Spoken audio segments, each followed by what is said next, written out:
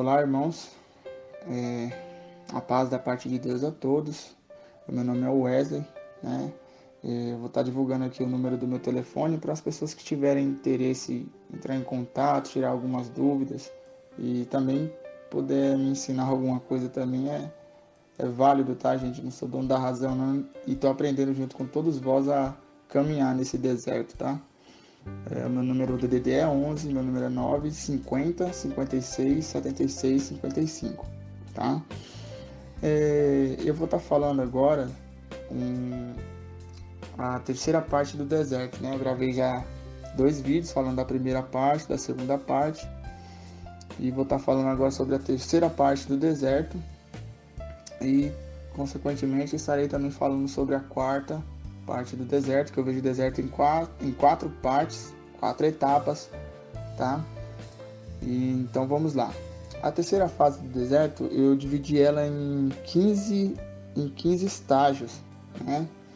15 estágios não, é 15 graus que nós alcançamos e conseguimos observar que estamos tendo esse tipo de atitude, né? Quando a gente consegue enxergar que nós estamos tendo esse tipo de atitude, a gente consegue detectar que nós estamos na terceira fase do deserto, tá? Então eu vou ler as duas primeiras aqui, ó.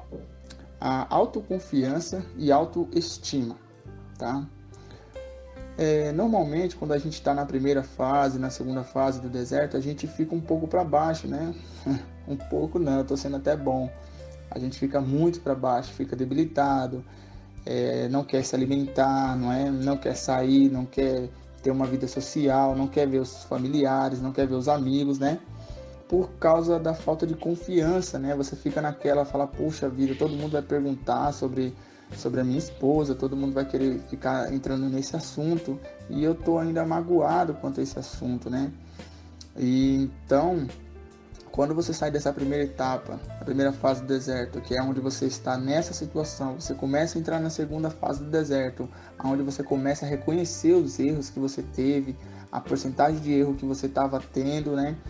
E quando você sai da segunda fase, que entra na terceira fase do deserto, já é a parte que você está confiante, né? Você está confiante em si mesmo, você tem a sua confiança restaurada, você começa a se alimentar bem, você começa a cuidar de você mesmo, né? Da sua estética. Eu estou dizendo isso no caso dos homens, né? E das mulheres também, né? Mas como eu estou falando diretamente com um grupo de homens, mas isso funciona para as mulheres. Você começa a querer se olhar no espelho e começa a se ver bonito, né? Começa a se alimentar bem, tratar da sua estética. Muitos vão para a academia para cuidar da saúde física, que não é coisa ruim, não, é até bom, tá? Então a gente começa a ter esse entendimento, tá? A terceira parte que eu coloquei aqui é a fé inabalável. Como funciona essa parte da fé inabalável, né? Que consiste na última parte aqui que eu escrevi, mas eu vou falar sobre a fé. É quando, irmão, você já não duvida mais. Na primeira e na segunda etapa, na primeira e na segunda fase do deserto, você ainda fica com uma dúvida. Ah, meu Deus, será que o Senhor vai restaurar mesmo meu casamento? Oh, meu Deus, eu não tenho nenhum contato com ela, não vejo nada. Senhor, não estou vendo nada. Né? E a gente acaba entrando em desespero, o coração aperta, né? A gente queria ver alguma coisa, queria ver alguma notícia, queria receber alguma ligação. E a gente acaba não recebendo isso de Deus, né? E enquanto você ainda continua nesse mesmo pensamento, não tenho nenhuma ligação, ela não me ligou, eu não vejo nada no WhatsApp dela, toda vez que eu olho o WhatsApp dela tem uma foto nova, ela com esse cara, mostra que você ainda não tem fé, tá? Ou quando você já está na segunda fase, quase com o pé na terceira fase do deserto, é quando você, por exemplo, vai sair, você está saindo e porventura você encontra ela, irmãos, com outro, com o OH. Ali você vai saber, quando você atingir essa maturidade, desculpa, irmãos, eu estou um pouco resfriado ainda. Quando vocês atingir essa maturidade, vocês vão perceber qual vai ser a reação de vocês quanto a qualquer tipo de notícia, seja ela física, se você vê a sua esposa com outro cara, ou se alguém te der uma notícia, falar, olha, fulano de tal está bem, ela está... E aquilo não te ferir, aquilo não te abalar. Por quê? Aquilo não vai te ferir, não vai te abalar. Porque você tem certeza que a vitória é sua. Que você está lutando ao lado do Senhor, do propósito dele. O casamento é propósito de Deus, tá? Então, a fé inabalável consiste nisso, irmãos, tá? E isso é bom que vocês procurem ver isso, se vocês já estão vivendo isso, se vocês suportariam um dia estar de frente para ou ver uma foto dela com outro e você não se sentir tão mal, não ficar, meu Deus, não vai dar certo, olha aí, ela tá feliz, tá, irmãos? Eu digo isso porque, irmãos, eu tô há 4 meses no deserto, tá? Eu não tenho notícias da minha esposa, não falo com ela, não ligo para ela, não vejo foto no WhatsApp, não vejo nada, absolutamente nada, irmãos. Mas eu tenho absoluta certeza que o Senhor está movimentando. Ainda que eu não veja a mão do Senhor, eu sei que o Senhor está trabalhando. E eu estou falando isso, irmãos, de coração. Se eu ver a minha esposa hoje na rua com outro homem, eu não vou sentir absolutamente nada, irmãos. Eu estou falando isso com toda sinceridade, irmãos. Ela me pertence, a minha esposa me pertence. Isso é a fé, isso é a confiança. Por mais que ela esteja mostrando que esteja feliz, obviamente, quando ela me vê, ela vai querer beijar esse homem para mostrar que está feliz. E se isso acontecer, a minha fé está tão firmada no Senhor que se isso acontecer, só vai me mostrar que ela está com desespero de querer me mostrar de que está feliz e que isso não é verdade. Isso não é verdade, tá? Então a fé inabalável consiste em quando você tiver qualquer tipo de notícia, aquilo não vai te abalar, tá? Seja ela visível ou notícias que alguém passe para você. Outra etapa muito importante, que é fácil você entender que você está na terceira fase do deserto, é quando você tem uma participação ativa na igreja, né? Que quando você está na primeira e segunda fase, o que você faz? Normalmente você começa a regredir dentro da igreja. Você deixa de fazer as coisas que você fazia antes, certo? Você acaba não querendo participar tanto das coisas de Deus. Em grupos de restauração de casamento você não participa, você não quer ler a Bíblia, você não quer fazer oração, não quer participar dos propósitos que é imposto não, né? Que é sugerido pelos administradores, né? E quando você passa a ter uma vida mais ativa, mostra que cada vez mais você está esquecendo o seu cônjuge, mas permanecendo amando, tá, gente? Eu sempre gosto de frisar isso.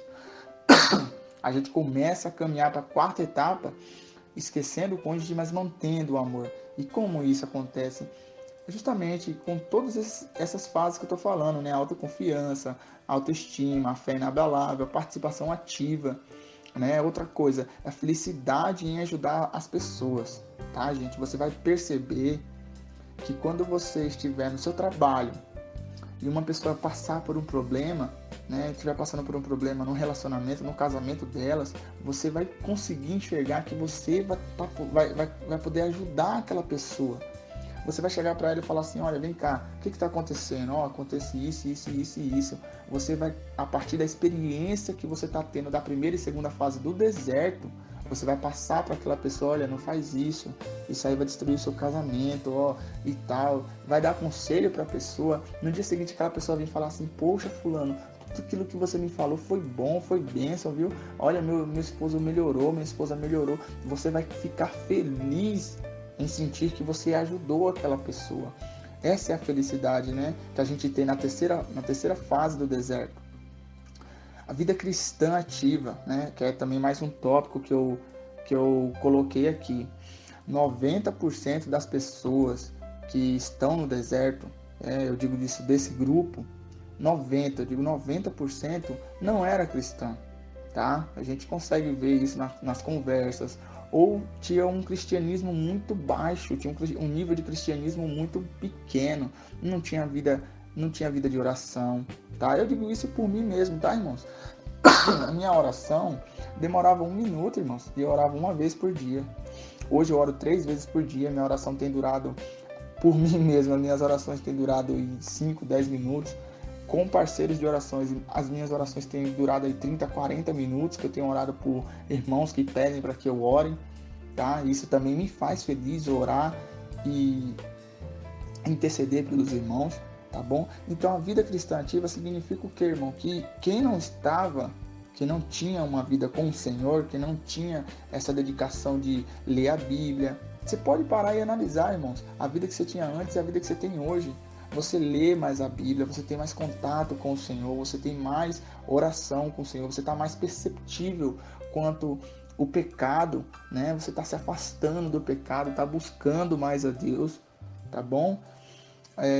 Isso mostra o crescimento e a evolução, né?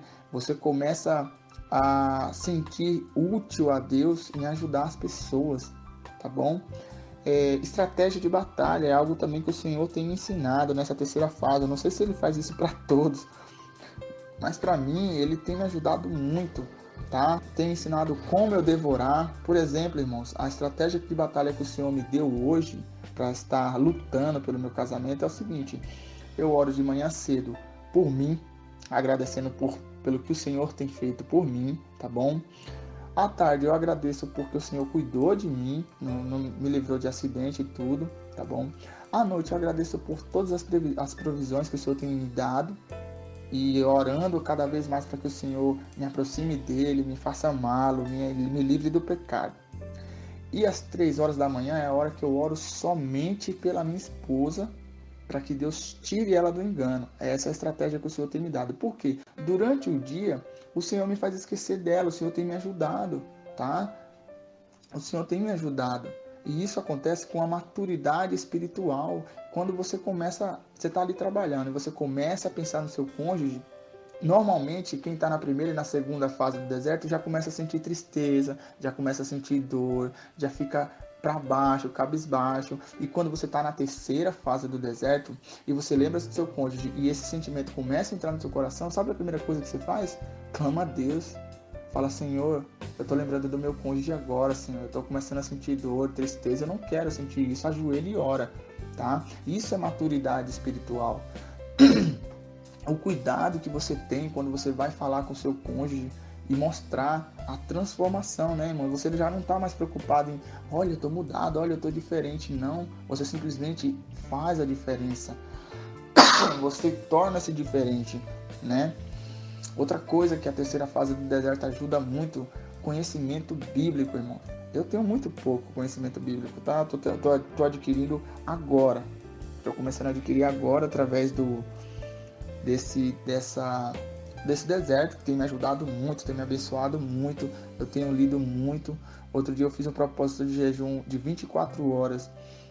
E durante essas 24 horas, irmãos, você vê, Deus é tão maravilhoso que um dia eu estava lá e o Senhor falou assim: filho, o jejum também consiste em você me amar e me buscar. Não é só ficar sem comer e ficar na frente da televisão assistindo, ou estar sem comer e ficar fazendo outra coisa. Não, tire um dia só para mim, tá? Faça um jejum de 24 horas só para mim. Eu reservei esse dia só para o Senhor, irmãos. O Senhor deu a graça de eu ler os 31 capítulos de Provérbios, irmão. Uma bênção, uma bênção.